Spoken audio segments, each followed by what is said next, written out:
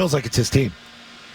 Like, you hear that stuff. Somebody's got to be the energy guy when you're the quarterback, or you got to be the leader. And it's not just about a guy yelling.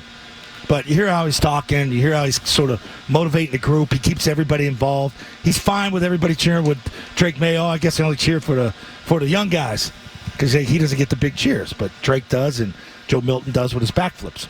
But he calls him Bazooka Joe, man. He's got the strongest arm in the league. He's comfortable with the position he's in. Like you mentioned, 31 years old.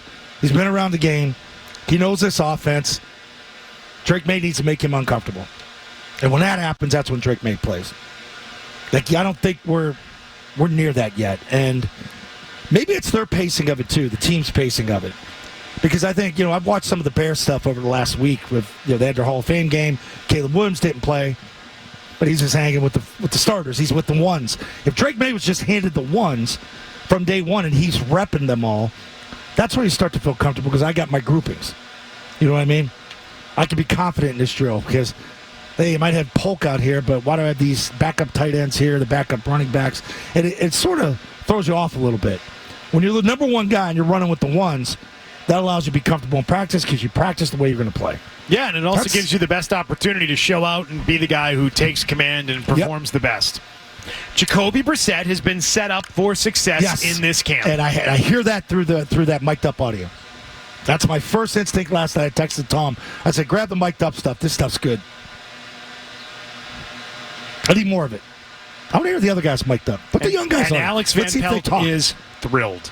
He's thrilled with his offense. Nice, good throw, good rhythm. Throw it now. Head fake here. He's coaching as you're going. He was good mic'd up, too.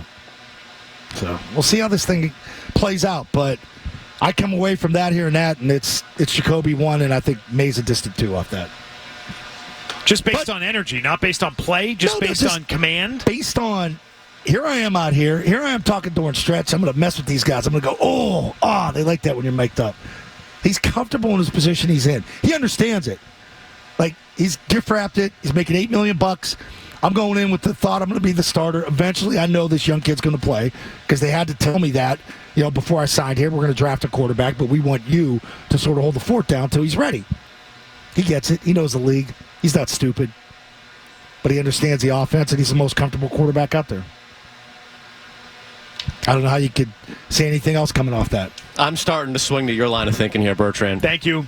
Which everybody is. Look, everybody is. What line? Everyone's understanding. You swing both ways. Everyone's now understanding what it is I've been saying. It's fine.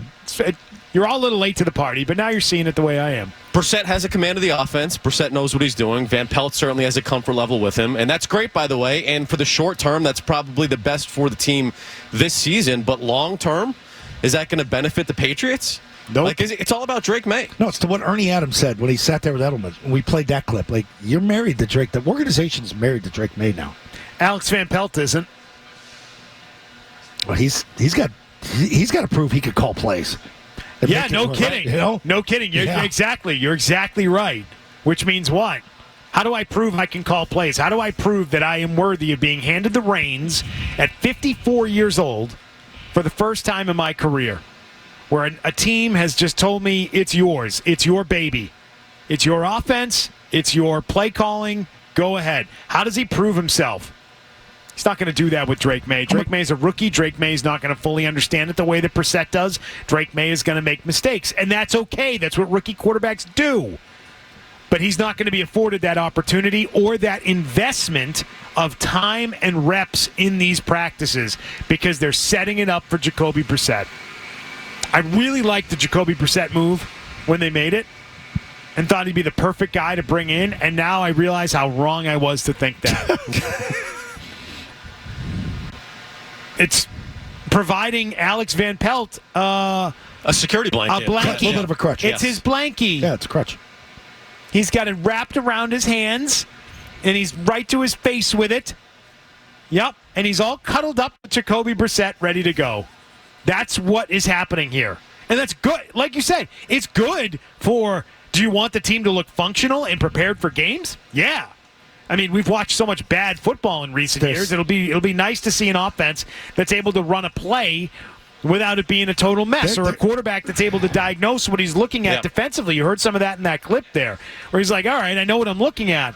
You're not going to get that with Drake May. You're going to get the bumpy, rocky road with Drake May. And Alex Van Pelt right now can't afford that because, Zoe, I asked this question on Friday. I got to ask you now. You weren't here. Yeah. Is Alex Van Pelt guaranteed a year 2? I think so, yeah. Yeah, because I think he was probably allowed to help pick Jacoby Brissett as the veteran you're bringing in. And the whole thought process with 98.5% of you people are all comfortable with not expediting things and getting a number 3 pick in the draft, getting him ready to play week 1. Like, that's off the table. So there's a comfort level there. I could call my offense. He understands it. We'll ease him into it. And hopefully by osmosis and being around it, Drake May, with his God-given talent, will accelerate himself to a point maybe mid-season we'll get him ready. All right, well, let me talk about you people on the other side. You people. Let me talk about you people on the other side. You know where I stand. If Jacoby Brissett has such command of the offense, how the hell are they going to get Drake May into a game? That's their problem, not mine. That's Alex Van Pelt's problem. No, but it's our problem in talking about it. How does that look? How do they get Jacoby to the point where they bench him if he's doing so many things well with the energy and the command and having all the guys moving in the same direction? Day to day, I tell you what I see and what I hear and the way I feel about it. And, yeah, I've changed a little bit here and there. But how do you people... You people. So many you people as the season begins. Yeah. And say they have success. Say they pop Cincinnati. Say Brissett manages the team. Say he makes a couple throws against Seattle, and you start 2-0. Worst case scenario. Thank you. That's the risk. Scenario. That's the risk. You realize that's the risk.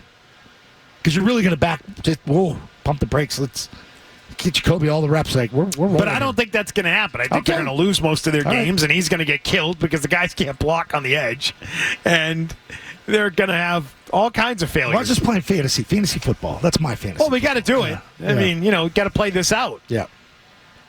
But I've realized that Alex Van Pelt's investment in Jacoby Brissett is a roadblock for Drake May. Fridays, though, Drake May was cooking out there, right? Got on a heater. Yeah. And all of a sudden, we were having great fun watching play after play. A lot of red zone work. Yep. He was looking really, really sharp. Which is. And all of a sudden, bam, door shuts. He's off to the sideline because his reps are over. And you're like, we're in the middle of something here. You can't shut him down now, but he's not the number 1 quarterback. Jesus, I keep seeing. So it's like right there in the real-time situation, you're seeing a stunted development there. Like they're slowing him down. That's my point. Like they're going to be responsible for this plan. And I said, I see a lot of clips coming out of Vikings camp. You see J.J. McCarthy sliding up, making plays on the run. Everybody oohing and on. How many reps is he getting? How many times is he running with the ones? How many times is Bo Nix running with the ones at Denver's camp? Caleb Williams already got 1 game behind. They sat him. It's his team. They gave him that 15 days after the draft. They announced that. I don't think they have to announce that Drake May would be the starter. I just don't think they're not treating him like he's got a real shot. I don't believe what Gerard Mayo said. I don't feel there's a competition. Mayo said this was going to be a competition. No. They have not set it up so that Drake May is able to actually compete for the job. No. And so that's not Drake May's fault. That's his coach's fault. That's Alex Van Pelt's fault. That's Gerard Mayo's fault. They're not allowing this to be a competition. They're settled, as I told you they were. They're settled on Jacoby Brissett being the starter week 1. This is not a competition. If you think otherwise, I'd like to hear the explanation as to why you think it is. There's no comparison to that year. It was Cam Newton and Mac Jones. Because Mac Jones definitely went 2 in all the drills, and he was going second. But when you watched all the practices and when you went through all the games, you said, oh, God, this guy's better. I don't feel that way right now with Drake. And I know the situations are different. Cam was done at that point. But Brissett's much better than Jones through camp. I mean, he's had some bad picks here over the last week and a half, but 90% of it he's in control. And I think that offsets it. That's the pro-ready part of it. He's had a good camp. I think he's been the most consistent guy through camp. Hey, if you like that clip, check out more videos from Zolak and Bertrand right here. For more Patriots analysis and opinion, hit this playlist. And for all the latest from the Sports Hub, download the app at 985thesportshub.com.